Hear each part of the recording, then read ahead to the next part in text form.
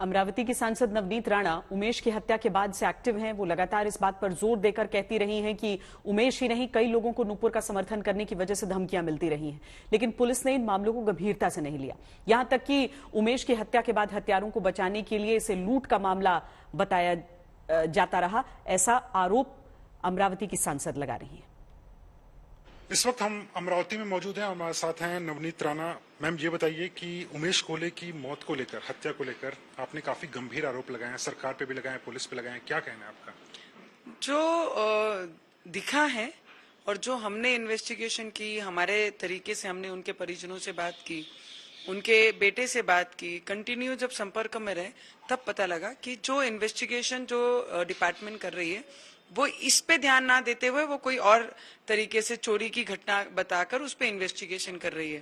पर जब हमने कंटिन्यू बात करना शुरू किया, फिर जो वीडियोस ऑडियो जो धमकी के आ रहे हैं उसको जब सामने आने लगे कि भाई ऐसी धमकियां ऑलरेडी, फिर अगर इतनी चीजें, एक डिपार्टमेंट है जिसका सिर्फ यही काम है कि गुनाह क्यों हुआ है और किस बेस पे, किस आधार पे ये गुनाह किया गया है, उसको बताने के लिए 12-13 दिन नहीं लगते डिपार्टमेंट को।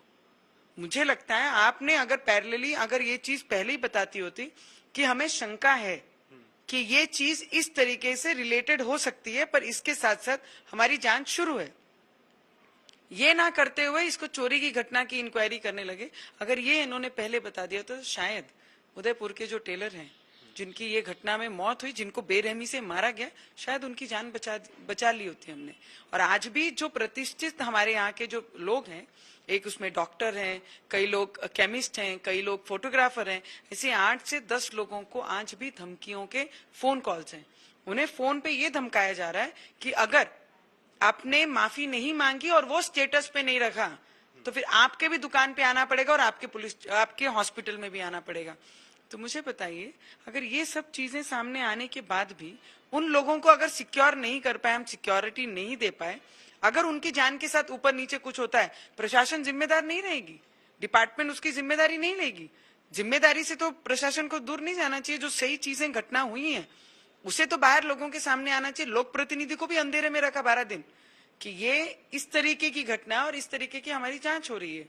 जब यहाँ पे मार्च करते हैं या यहाँ पे श्रद्धांजलि का कार्यक्रम करते हैं, उदयपुर में इतने लोग संख्या में रहकर ये घटना का, वहां जो हुई है घटना, उसका निषेध किया, हनुमान चालीसा का पाठन इतनी बड़ी संख्या में लोगों ने किया, पर यहाँ पे जब श्रद्धांजलि का कार्यक्रम रखते हैं तो उसके लिए सभा की परमिशन नकार दी जाती है। क्यों?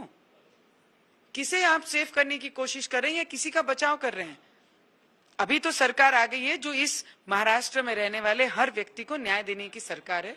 तो मैं आने वाले समय में आरती सिंह जो सीपी है उसकी भी इन्वेस्टिगेशन हो इस पर्टिकुलर सब्जेक्ट में कि उन्होंने इस चीज को इतना दिन क्यों दबाया, क्यों लोगों के सामने आने नहीं दिया कि इस तरीके से अपने आप को संभालो। अगर ऐसी कोई चेतावनी या ऐसी कोई धमकी आती है तो हमसे संपर्क करो। क्यों नहीं किया अभी तक?